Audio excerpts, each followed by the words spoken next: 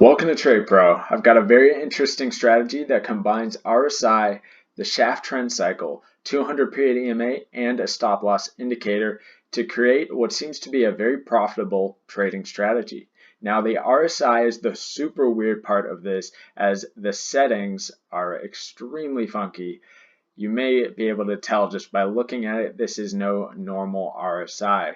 And I got this idea from someone who was in the comments section who wanted me to test a strategy. So they linked me a video to check out so that I can make a 100 test video of someone else's strategy just to see if it actually is profitable.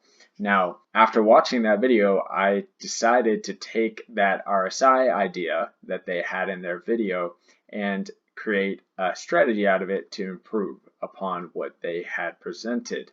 So I'm going to pop up a screenshot of that video where the guy talks about this RSI setting and the strategy around it.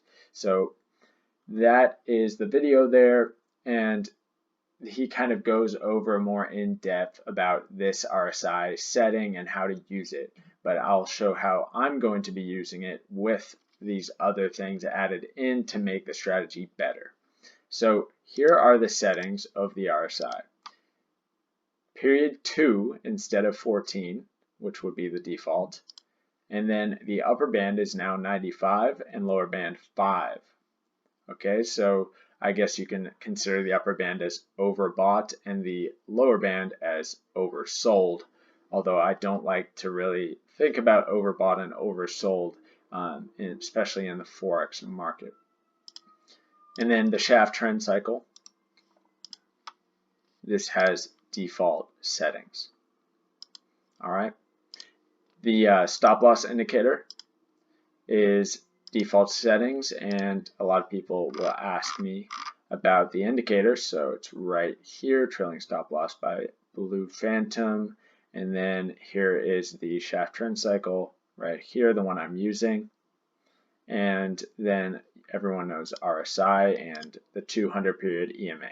Okay, so the strategy itself goes like this. You have price trading above the 200 EMA, you can only take long positions. Price trading below the 200 EMA, you can only take short positions. What is a long entry signal? Well, first thing you're going to look for is the RSI to go below the 5 for a buy signal. Okay, so right here, RSI comes below 5 on this candle right here. And on that video that I was talking about, this would be a buy signal on this candle. And I noticed a lot of the time it was giving way too early buy signals. So I added in the shaft trend cycle. So now what you're going to do is just wait until you get the buy signal on the shaft trend cycle, which happens on this candle right here. So this here now is the buy signal. After the RSI goes below the 5, you can then wait for a buy signal from the shaft trend cycle. And targeting 2 times your risk, which you know exactly where the stop loss is going to be based on the stop loss indicator. So that's the first signal right there.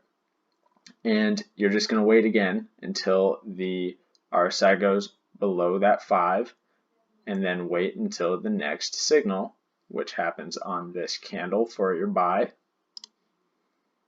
So we have right here, stop loss to the stop loss indicator, targeting 2 times the risk.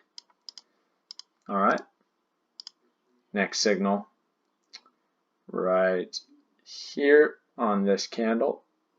And you get the point. Another signal over here. RSI goes below the 5, and the buy signal is right here on this candle.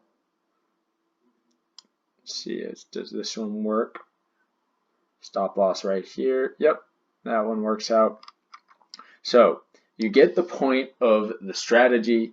You're waiting for the RSI to go oversold below the 5 or overbought above the 95, and then you wait until the STC gives you the actual entry signal for the go ahead.